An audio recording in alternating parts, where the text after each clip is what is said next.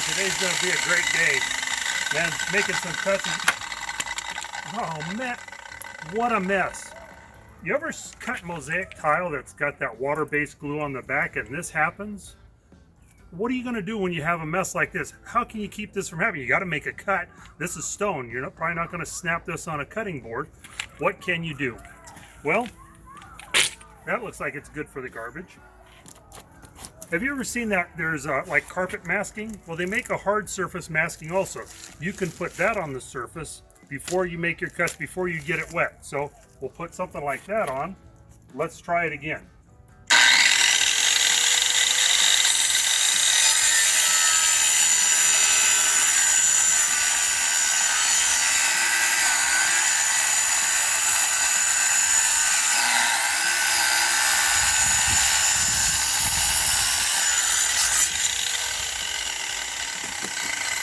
So keeps the water from getting back to the backing. Then you can set it out on your bench on some towels, let it dry up. But what happens if you have a tile that size? Maybe not that big of a deal. What happens if you have little tiny mosaic like this? That's where this would really come in handy, because if you had that type of a situation with it all falling apart with 5,000 little pieces here, what are you going to do? Same thing. Put that hard surface masking on the face of it.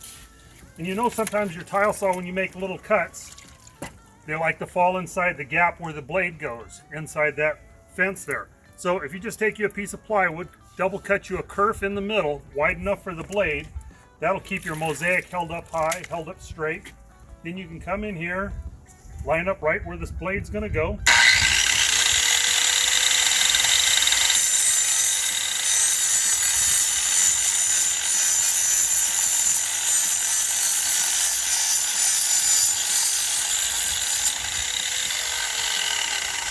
All of those holding together really nice. Put them here, we'll let them dry. We'll set those tile. The next day we'll peel that face off, and then that'll help hold everything in place. Once the mortar's dry, everything will look good once we're done.